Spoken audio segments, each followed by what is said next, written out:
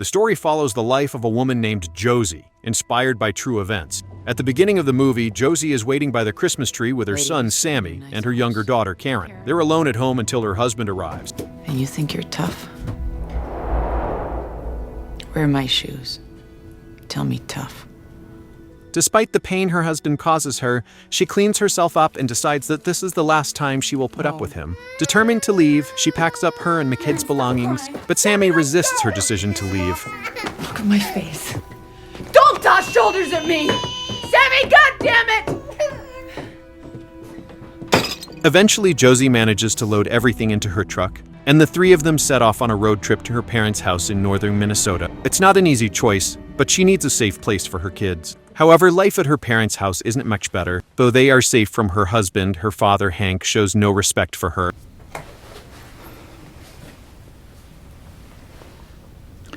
So, he gets you with another man. But his harsh attitude stems from Josey's rebellious teenage years. Through flashbacks, we learn that the beautiful Josey dated a wild and overly touchy guy named Bobby. Bobby Sharp! I'm gonna beat you good. Come on, you wanna blow out of here? When her father discovered she was pregnant, he was furious. To this day, he holds on to the belief that Josey is an irresponsible person. In the present, Josey tries to fit into her parents' routine. On Sunday, they all attend church, but people gossip about her return and the life she's now living. Poor Alice. That girl has been nothing but trouble for her since day one. Got 2 kids with 2 different fathers already. Heck of a shame. Those kids are just gobbling up. Even her mother, Alice, hears the whispers but doesn't defend her daughter. Soon, Josey finds temporary work at a local hair salon, washing hair. One day, while working, she runs into her old friend, Glory. Josey? No way! Look at you, all grown up. Yeah, all grown up, washing hair. The two catch up at the bar that day, and Glory mentioned about high-paying jobs available for women at the iron mines. She is the first ever woman to drive a truck there, and she insists that Josey should work there too. You come working up at the mine, you gotta ignore that crap. Who says I'm working at the mine? Don't you like to make the same kind of money your dad does? Josey hesitates at first, knowing her father works there and will likely disapprove, but after realizing that she can't support her kids on her current wages and can't live with her parents forever, she considers the opportunity. At dinner, Josey shows her decision with her family. I haven't made a decision yet, but the mine pays 6 times what I'm making now. You have any idea how many accidents there have been since this whole thing started? Before hiring her, the mining company requires a pelvic exam to prove she is healthy and all, and she cooperates. Clear of what? You're not pregnant. I already told you that. No. Company just wants to be sure before they hire you. Just to clean your Around this time, her abusive husband shows up at her parents' house, hoping to reconcile with her. Sammy watches the argument from the window, and it seems it's not going well between the couples. So how about we let your mom and dad talk in private? It's not my father. That night, her mother, Alice, urges Josey to take her husband back, ignoring the abuse. A man needs a job. Wayne beat me because he was out of work, that's what you're saying? Fed up with this shameless family, Josey decides to move out from their place. She and the kids then move in with Glory and her husband, Kyle. Soon after, Josey starts her job at the mine. During orientation, the supervisor makes it clear that he doesn't want women there, but has to hire them due to Supreme Court orders. And all sorts of other things a woman shouldn't be doing, if you ask me, but Supreme Court didn't ask me, did they? The women begin working in the chaotic and unbearably hot mine. While taking a tour, Josey recognizes the shift leader. It's Bobby Sharp, her ex from high school. She remembers a winter day when they were drinking together, and he pressured her for intimacy. cock tease. Fuck you. They were caught drinking red-handed, and the teacher forced them to attend Saturday cross together as a punishment. Back in the present, Josey and the other women endure constant harassment and catcallings. During a break, Josey sees the word cunts written on the locker room door, but tries to ignore it. So how'd it go? Good, yeah. Heard you were in the powder room with that Bobby Sharp. Glory then asks if she knew Bobby in high school, but Josey lies, denying any connection or friendship. Glory also claims to have arthritis and complains about constant aches, but Josey encourages her to get checked. You know, you should get that checked out. My mom's got arthritis and she never tapes her wrist up. Should look in that first. At lunch, the women sit at a separate table from the men, but still face harassment from a distance. However, when Sherry opens her lunchbox, she gasps in horror. No getting off in the lunchroom, ladies. Back at Glory and Kyle's house, Sammy is adjusting well. Kyle acts kindly toward him, showing him things, and being a positive male figure. A few days later, Josey gets paid and takes her kids to a restaurant for a nice meal. There, a man named Donald Pearson approaches her. I think you're one of my girls, right? Pardon me, I'm Donald Pearson. I believe you work for me.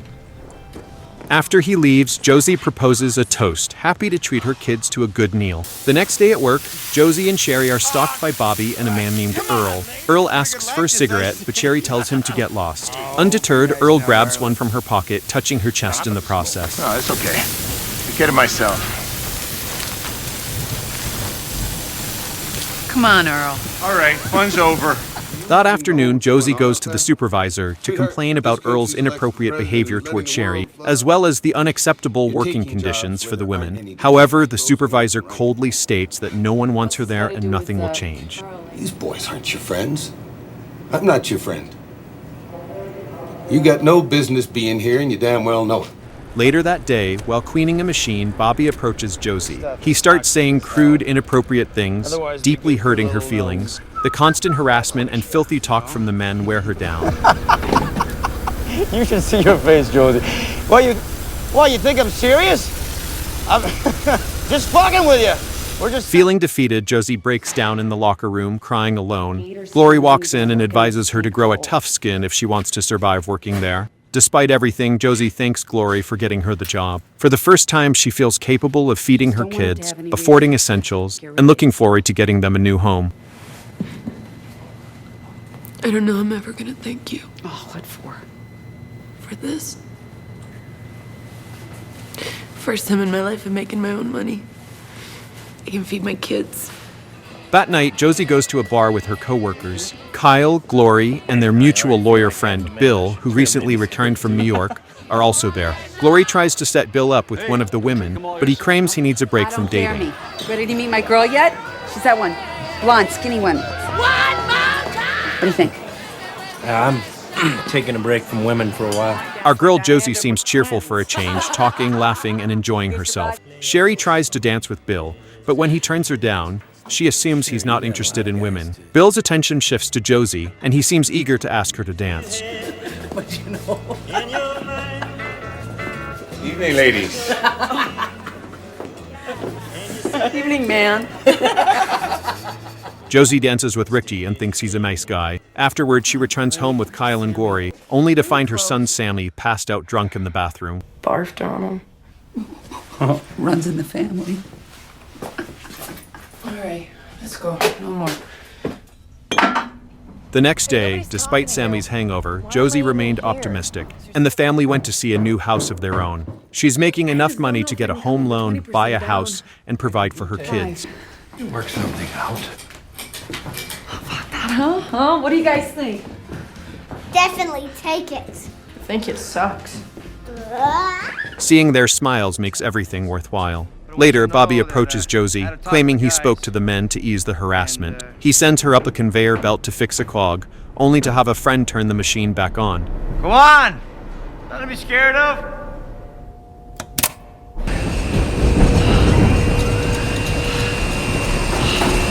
Bobby intimidates her, hinting that no one would find her for days if she fell. However, Josey firmly rejects him and leaves, but surely shaken by his attempt. A flashback reveals a Saturday detention during Josey's high school days with teacher Ladovansky. Bobby was allowed to leave, but the teacher kept Josey behind for a private conversation. Back in the present, Josey invites her parents, Alice and Hank, to Sammy's hockey game. However, Hank makes excuses not to attend, still bitter about their past disagreements. Pop, we got a house. We got the loan and everything. Want me to congratulate you? You act like I'm stealing. I work damn hard every day, same as you. Josey points out that she's worked hard to build a life for herself, just as he did, but he takes offense at the comparison. Oh, now you're the same as me. On game day, Glory and Kyle bring Bill to introduce him to Josey, but she isn't interested in dating for now. Surprisingly, her parents show up but sit away from her. Sammy struggles during the game as his teammates refuse to pass to him due to their parents' disapproval of Josey. Pass it out! Pass it out!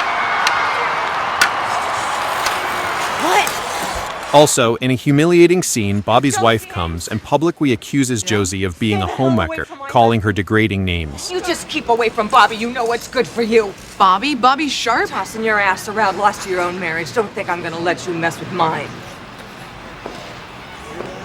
The crowd watches as Josey, shocked and stressed, leaves with Bill. She asks Bill if she can sue or report the harassment, but he advises against escalating the situation. After the game, Sammy's girlfriend bluntly informs Josey that Sammy will be spending the night at her house. Furious, Josey went to get her son herself. Sammy, get out of the car now! He's very upset. Don't tell me about my son, all right? No! Go to the truck. You're a whore, just like everyone said. Never talk to me like that. Humiliated, Josey returns home and cries in the car, overwhelmed by the constant judgment and rejection for the scandals they are posing on her. One evening, Josey tries to rally her female coworkers to confront Donald Pearson, but they fear losing their jobs. At home, Glory drinks heavily, and Kyle scolds her for it. Glory's health is worsening, and soon she stops going to work. The next day at work, Sherry was using the portable toilet. The guys are standing around it and inform her that they have taken a big dump in it before she enters. When she goes in, they surround it and tip it back and forth. Sherry! Hey, cut it out! You stop it! Interrupt! That's enough!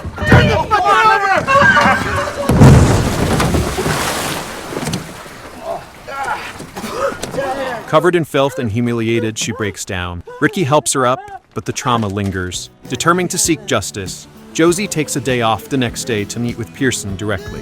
Don't wanna shoot nobody. Don't wanna be shot. Don't wanna buy nobody. However, the supervisor, Pavich, got there first, poisoning Pearson against her. Pearson dismisses her complaints and suggests she resign. When she refuses, he accuses her of stirring up trouble and being promiscuous. Well, then I suggest you spend less time stirring up your female coworkers and less time in the beds of your married male coworkers and more time trying to find ways to improve your job performance. At home, Josey comforts Karen on the sofa until late at night. When Sammy returns, he's cold and dismissive, even announcing he's quitting hockey. Jesus, Sammy, I'm just trying here, you know? I thought it was something we could go and do together. You love hockey. Quit the team, all right? Quit? Now really, Josey struggles to maintain control as a mother, or even as a woman in general. Later, Josey visits Glory and learns she has Lou Gehrig's disease. She doesn't have the flu, Josey. Despite the grim diagnosis, Glory's husband Kyle remains supportive, and the couple shares loving moments. Josey can't help but feel envious of their bond. Yeah.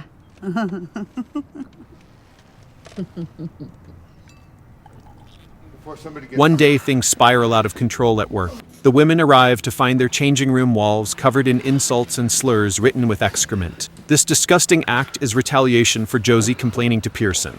The other women, angry and blaming Josey, force her to clean up the mess. Sure they can. They're gonna keep on doing it worse as long as you keep opening that mouth of yours. Sherry, what they did to you, he didn't help any. Afterward, Josey confronts Ricky to find out who did it. However, Ricky coldly tells her that these are her consequences, and she has to deal with them alone. Later, Bobby calls Josey to do a job in the powder room. However, as soon as she arrives, he attacks her, throwing her to the ground and nearly choking her. You said you had a job for me? Yeah.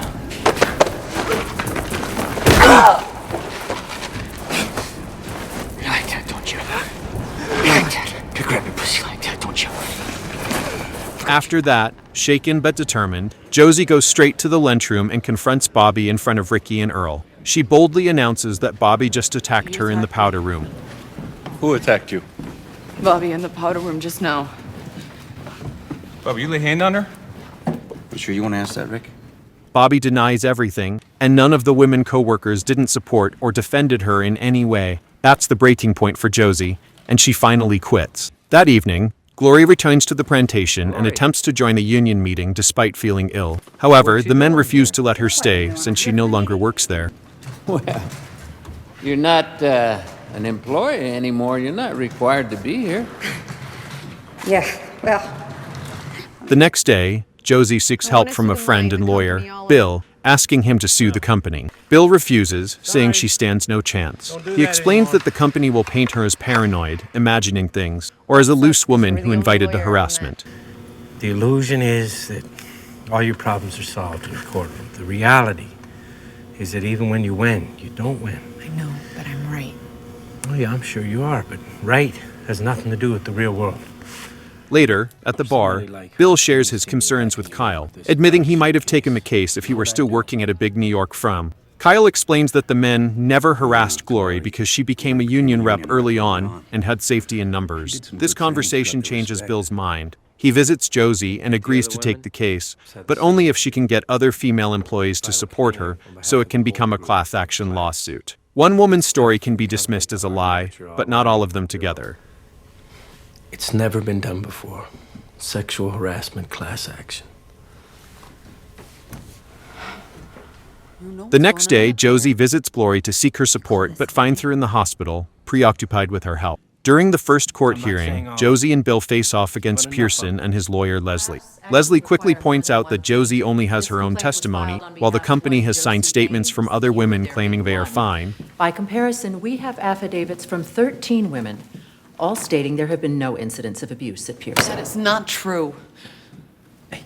Hearing this, Josey interrupts the court, calling it a lie, but Bill quickly tells her to sit and behave. The judge then gives them a chance, but requires them to find at least 3 supporters to move forward with the class action. Later, Leslie and Bill visit Glory in the hospital, but she can barely speak and refuses to get involved. Kyle kicks them out for disturbing his wife. Josey then approaches Sherry, asking for her help to testify against the company and the men. And what if we lost? And I had to go back to that mine every day and face those sons of bitches. No way. Next, Leslie meets with Pearson, expressing concerns about potentially losing the case, which could set a precedent for workplace law across the country. However, Pearson brings Bobby in, hoping his stories will help their defense. Mr. Sharp, would you share with Miss Conlon what you told me today? Meanwhile, Josey's mother, Alice, visits her, leaving money to help feed the kids while Josey looks for another job. When Alice returns home, Hank criticizes her for giving away his money to Josey. I work hard for that money, Alice. Oh, and I don't? Maybe I should charge you for every load of laundry. Fed up with his attitude, Alice decides to stay in a hotel, leaving only a sandwich and a note behind. Later, at a union meeting, Avi speaks at the microphone, denying everything and insulting Josey. Now she wants to sue all of us? You know what a class action is, don't you? It means it's all of them against all of us!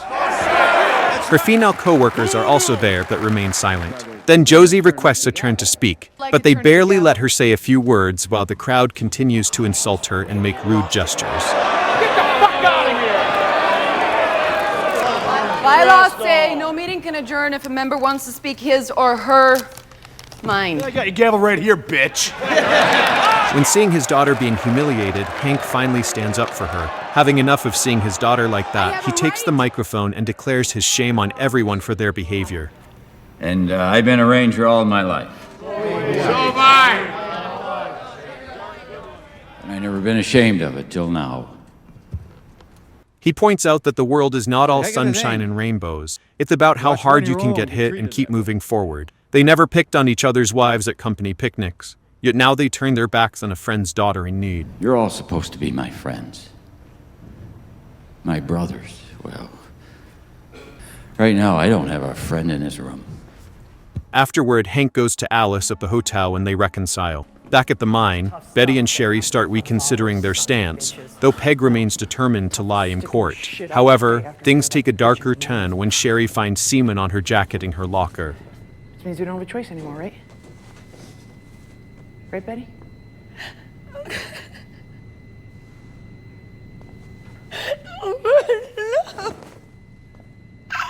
During the trial, Leslie aggressively questions Josey about her past relationships, suggesting she's promiscuous because she doesn't know Sammy's father. She even brings Josey's high school teacher, Ladavansky, to testify, implying Josey made advances toward him as a teenager. Mr. Paul Ladavansky, Your Honor. Ms. Aimes is high school teacher. We've subpoenaed him as an impeachment witness. I have so many objections, I don't know where to start. Devastated, Josey reveals a painful truth she's never shared before.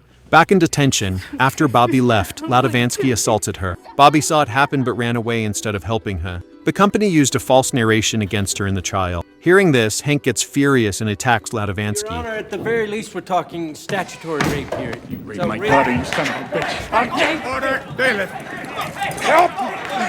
Remove that man! That night, Josey's parents stayed with her for comfort. Meanwhile, Sammy runs away from home but is found by Kyle in his basement. Kyle scolds him for mistreating his mother. She's lying, you know. She didn't get raped by that teacher. She's just saying that so she'll win her lawsuit. She's a whore, just like everybody says. He also gifts Sammy a watch to show his support and love. Sammy later returns home and sits with his mother outside. As she cries, they talk about her experience of being pregnant with him. They promise not to keep secrets from each other anymore and share a heartfelt hug. The next day, Bill calls Bobby to the stand. Bobby lies, claiming Josey enjoyed being with Ladavansky. Bill calls him a coward, provoking Bobby until he finally admits he witnessed Josey's assault, but was too scared to intervene. Yellow or red? What's I supposed to do? He was raping her, wasn't he? Yeah. Bill then delivers a speech about courage, praising Josey for standing up for what's right, even when she was alone. Suddenly, Gloy motions from her wheelchair at the back of the courtroom, shilling her support. You are through. Excuse me. What is going on back there? This is Glory. I stand with Josey. When seeing this, Pearson's lawyer Leslie was desperate and argued that Josey still needs 2 more supporters to win the trial. That's when Sherry stands up along with the other women who worked with Josey. One by one, people throughout the courtroom, including minors and Josey's parents, rise in solidarity to show their support.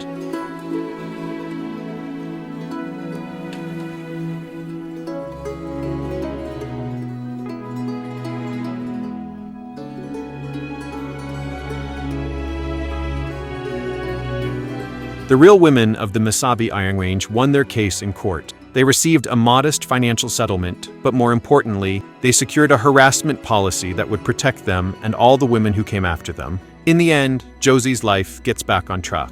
We see teenage Sammy now playing hockey with Bill, asking his now successful mother to buy him a car. She reminds him he's too young to drive, but later decides to teach him herself. Josey finally enjoys a life of respect and quality. Hope is a good thing, maybe the best of things, and no good thing ever dies.